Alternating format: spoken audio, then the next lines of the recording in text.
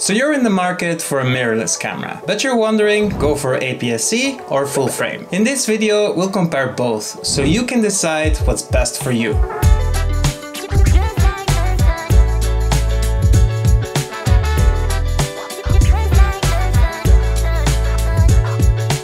There are many camera brands out there, and although I use Canon cameras in this video, everything I will discuss applies to other brands as well. The primary topic here is sensor size. As the name suggests, full frame sensors are the same size as a frame of 35mm film. They are physically larger than APS-C sensors, which only cover a portion of the frame. This is why APS-C sensors are referred to as cropped sensors.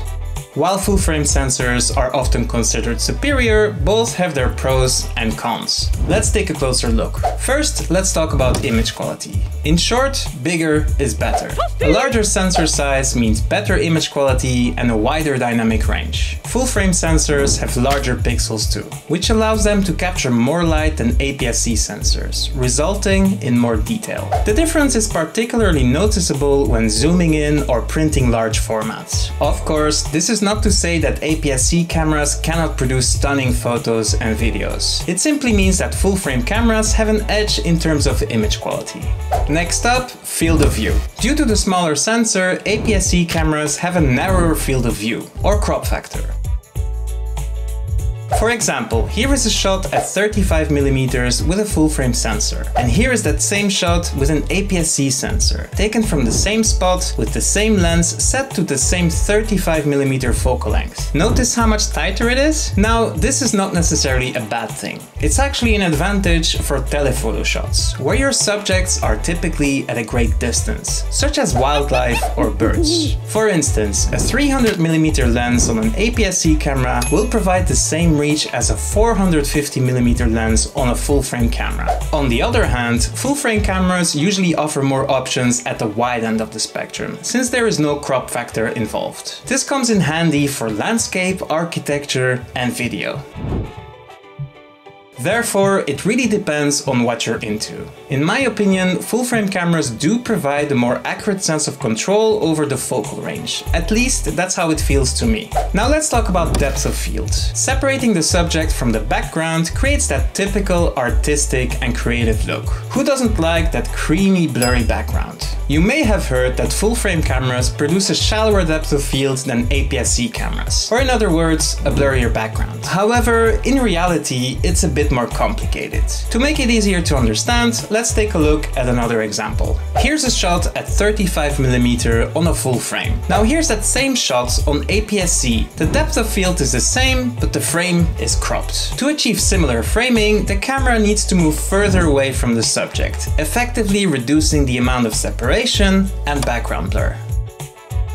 Alternatively, instead of moving the camera, we can also zoom out to achieve the same framing. Changing the focal length though reduces the amount of background blur. So while both sensor sizes technically capture the same depth of field, it is the differences in field of view, focal length and compression that make all the difference. Of course, it's not just about the camera sensor. With the right lens and settings, APS-C cameras can produce really nice bokeh and separation. However, full frame cameras definitely have the edge here, particularly when framing comes into play. Like for talking headshots, just like this. Moving on, low light performance. This is a bit more clear-cut. Full frame cameras perform better in low light conditions than APS-C cameras. The larger sensor size allows more light to enter the camera, with larger pixels that are better at capturing that light. And more light means less noise and better image quality in low light. However, this doesn't mean that APS-C cameras cannot produce great low light shots. It simply means that full frame cameras are just better at it.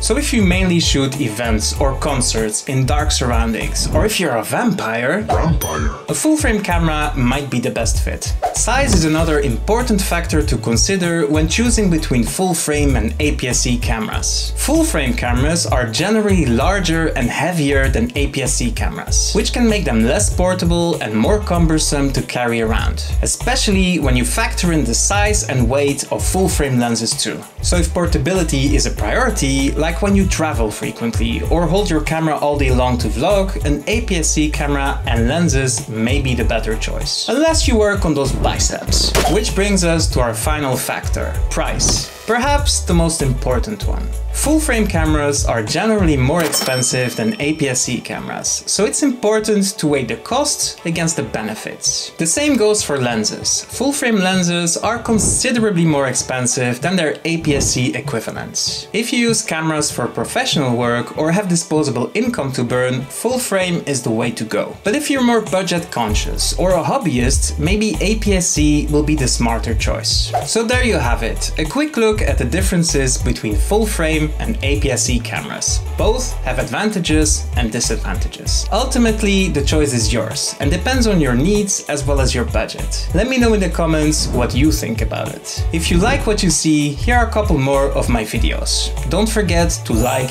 and subscribe. And I'll see you in the next one.